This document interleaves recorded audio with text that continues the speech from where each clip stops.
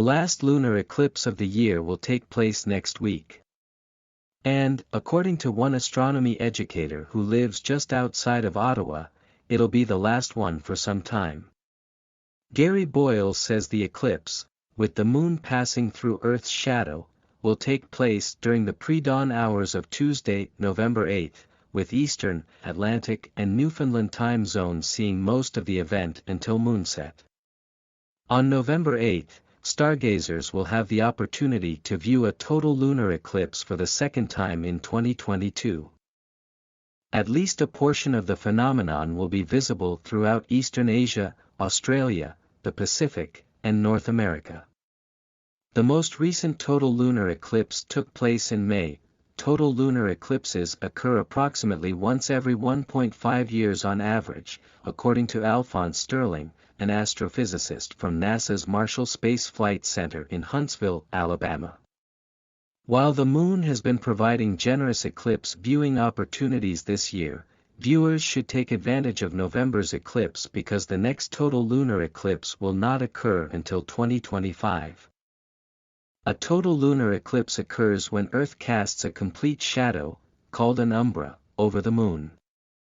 Earth's shadow is categorized into two parts: the umbra, the innermost part of the shadow where direct light from the sun is completely blocked, and the penumbra, the outermost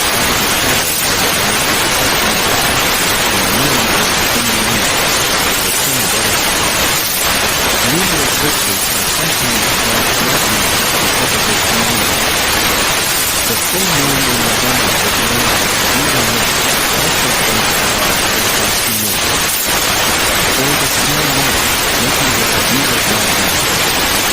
During a total lunar eclipse, the moon and the sun are on opposite sides of Earth. Many people wonder why lunar eclipses don't happen every month given the moon completes an orbit around Earth every 27 days. The reason is that the moon's orbit around Earth is tilted relative to Earth's orbit around the sun, so the moon often passes above or below Earth's shadow.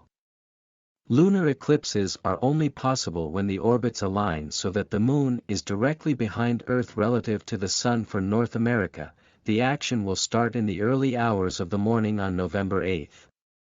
The partial eclipse will begin at 3:09 a.m. Central Standard Time, with totality beginning at 4:16 a.m. and ending at 5:42 a.m.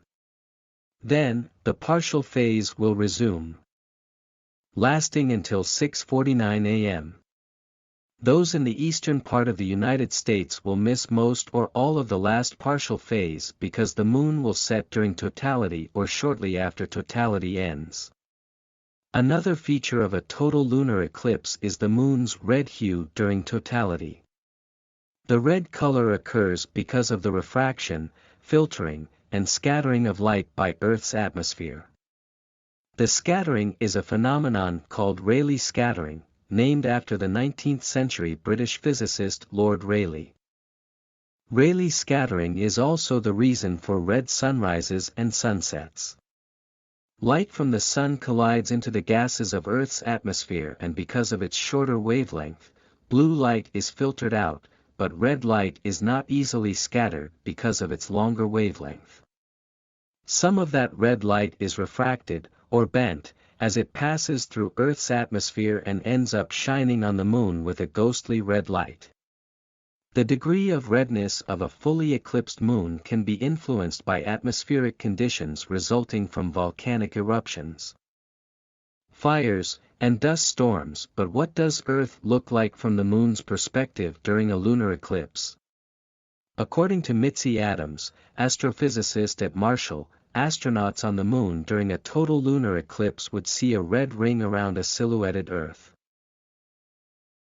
As NASA works to establish a permanent human presence on the moon through the Artemis program, it's fascinating to consider how Earthlings will experience astronomical events away from their home planet.